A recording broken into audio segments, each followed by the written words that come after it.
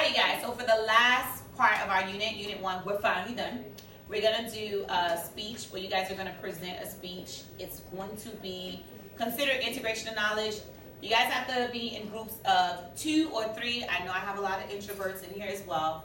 If you insist on doing it by yourself, that's fine. But keep in mind, when you do it by yourself, that the workload is that much what? More. It's so much more. So I need you guys to keep that in consideration. This is due next class. So for you guys, second period, tomorrow, no, but it's due that Tuesday for you guys. And what's Tuesday? So I can specifically give the date so I don't have any person that says That's on the 23rd. The 23rd. 23rd. I have one person that says the 24th. Yeah, no, try again. The 23rd. Jump mandate, they said. Michael Jordan. All right, so present a speech. So remember a while back we had integration of knowledge assignment where you guys read What If This Goldfish Do You Wish? And also the wife story. And I don't believe we covered the lottery at that time yet. But you guys were supposed to take those 2 stories and take a third source, a media source, and incorporate that where you can find the commonalities between the 2 stories. Oh, man, did you listen to my song?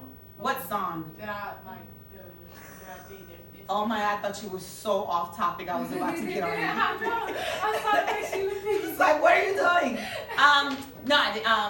No. You have to remind me, but later. Yeah, so some of you guys did not do it. And this is where it comes to bite you because you're like, this got me doing all this work, right? But at the end of the day, it all plays, right, a role. It all comes together, the culmination of the items. So integration of knowledge. Can anybody remind me what integration knowledge is? Because that's what we have issues with a lot.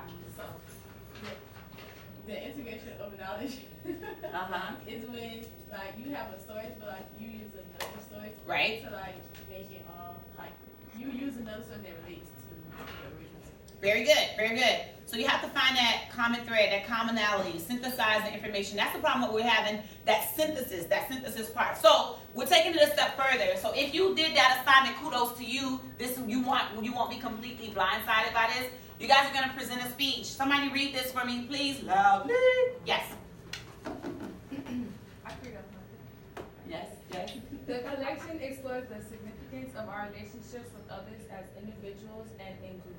Look back at the text you have read, including the anchor text, What of This Goldfish Would You Wish? And make a generalization about how relationships help define who we are. Share your ideas in a speech that incorporates media elements. All right, so what are you doing? In a nutshell, what are you doing? Making a speech about what? About how our relationships help define who we are. Very good, about how our relationships help define who we are. And what are you guys using? What of this goldfish would you wish? What else?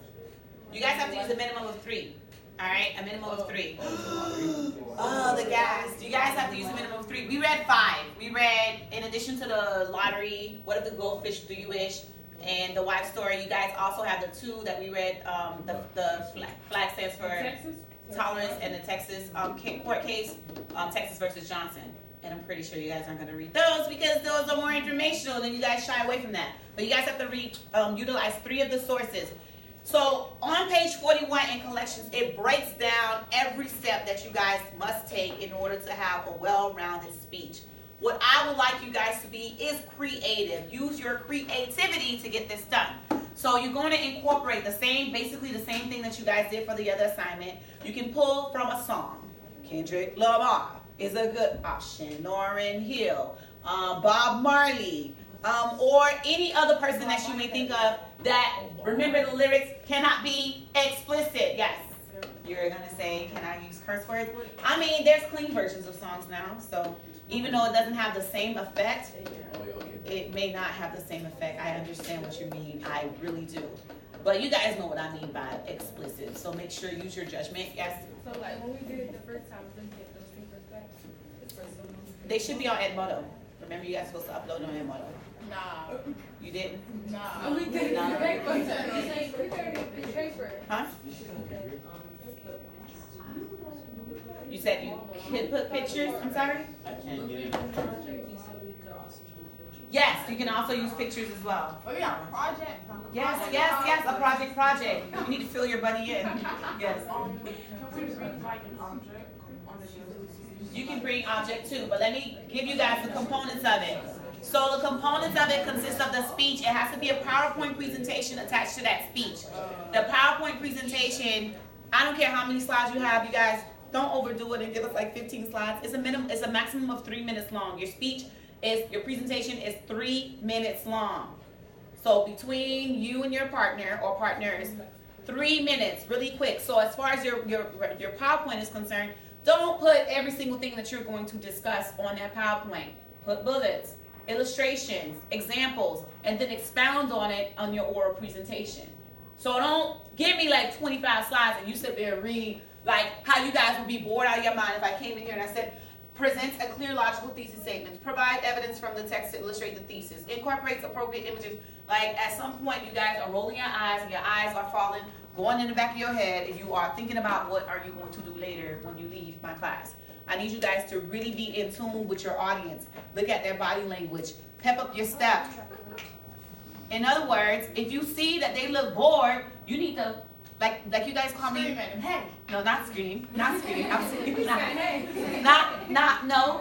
Engage with them. Like ask a question or maybe say something to get them, snap them out of it. Like Rashad in the back right now. You see Rashad is totally left. He's going completely left. He's smiling right now because I just really said something to him to grab his attention. And now, guess what? He's tuning in, and hopefully I have him for the rest of this presentation, and he won't do what he's doing right now. I'm not going to put you on blast. I'm just going to leave it like that. Thank you. Thank you so much for getting yourself together and acting accordingly. Yes. You know, you talk about this with all the things about it. All right. So once you guys finish, the first thing that you guys have to do is your thesis statement. Your thesis statement is what? What's a thesis statement? Pretty much. Your claim. What is your position? What is it exactly that you want the reader to know? You're over. What's the point of this all? What is it that you're trying to prove? All right. So that thesis statement. Once you have that solid thesis statement, what do you do next? Evidence. You need evidence to support that claim. So you go into how many sources to look for that evidence? 3 sources. Whatever 3 stories you read, but what if this goldfish must be one of them? All right? You have to have what is this goldfish. So you get the 3 sources, you're using evidence to support it, and then you have to take that media piece, that 4th source, which is your media piece of your choice. It can be a picture. What else? A song, a quote, poetry, news articles, movie scenes. What else? Any piece of audio. So it can be something like a clip from a news story, CNN. Of course, it has to be reputable. It can be something that someone said on an award show when they accepted an award, right?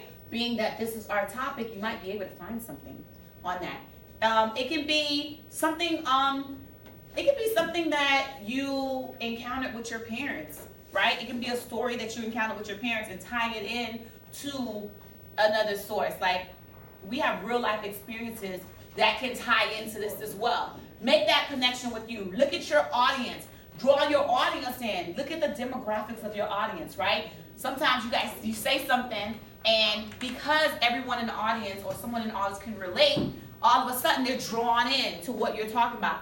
Be mindful of that. Once you guys finish doing that, all right, the speech, you also need to have a poster board. Look, I do not want no big poster board. Absolutely not. It's completely different. I don't want you guys to, you see the size of this poster board right here? That's a good size. I need you guys to,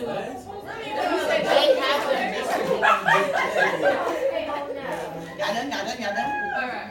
All right. So they do have, I know for a fact, they have poster boards that are really small, like the size of a sheet of paper at the dollar store, where it comes in like a pack of 8 or 5 or something like that. Yeah, and they come in neon colors. They come in different colors. In other words, don't overdo it. Don't overdo the process, all right? On that poster board, you are supposed to illustrate something or show an illustration of something, and you have to have the caption underneath it.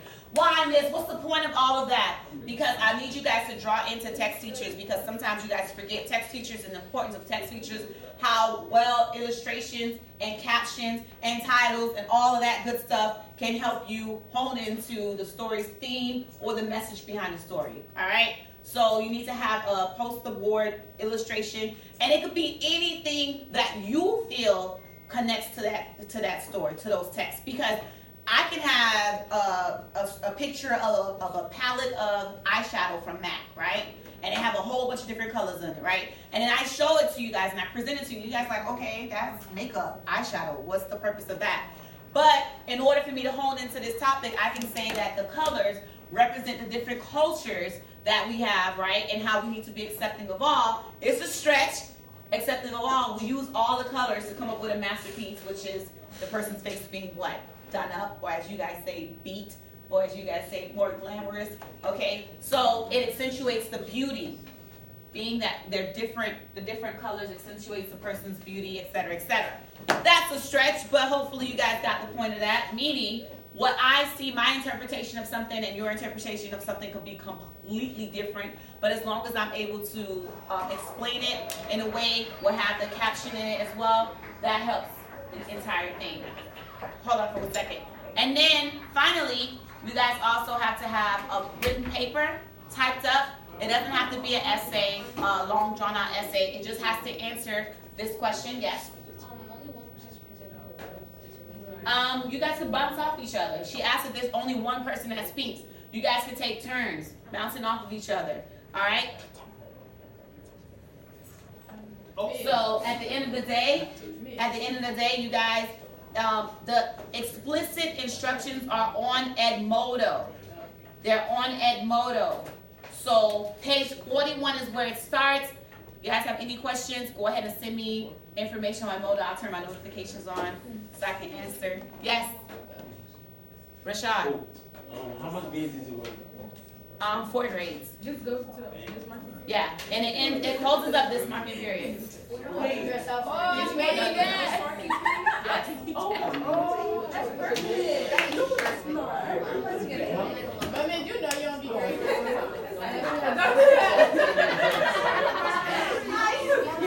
Fix it up.